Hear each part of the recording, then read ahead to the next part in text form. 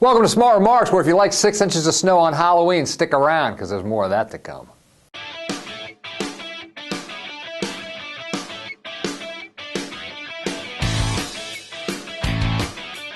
So we survived the great Halloween storm of 2011 in my own neighborhood. Branches and trees were down all over the place. My next door neighbor had a 25-foot maple tree split. Half of it landed on his roof. He had to take the whole thing down. It was an incredibly damaging storm, not just here in Lancaster, Pennsylvania, but all over the northeastern United States. But I just want to say, here and now, that this could not possibly be connected with global warming in any way.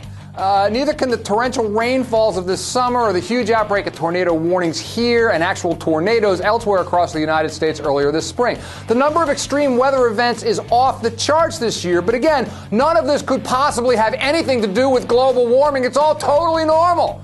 We just live in a variable climate, see, and these are all just examples of that variation.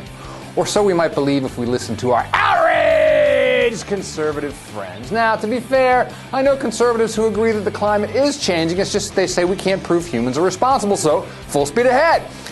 You know, a prudent people, I've said this before, would look at what's happening, they'd look at what many scientists believe contributes to global warming, and they'd look around and they'd say, well, maybe we'd better downshift. But we're not a prudent people. And anyway, downshifting means slowing the economy at a time when the economy's already hit the skids, so it is full speed ahead. But it's worth considering what that's going to look like down the line, because while all this extreme weather might go away next year, there's a lot of experts who believe that this is the new normal. And if it is, think about how much money that's going to cost you. If torrential downpours, 100-year floods every few years are the new norm, you better waterproof your basement, right? Do you have good flood insurance? Can you get good flood insurance? Your premiums will skyrocket, of course, because there's a greater chance you're going to need to make a claim. We can argue politically about whether global warming exists, but extreme weather costs insurance company money, so the bottom line is it's going to cost everyone else, even your most ardent Fox News fan. And the same with homeowners insurance. Think of those of us who have mature trees.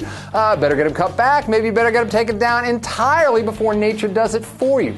What's that going to cost? Who knows, but we'll find out. Power outages, they'll be more common. There are people in the Northeast who have been without power for several days or longer on several occasions this year.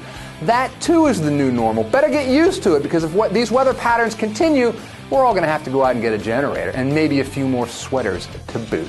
And all of this is minor compared with the tornado that leveled Joplin, Missouri earlier this year, or the floods that we had right here in Mannheim, Pennsylvania in September.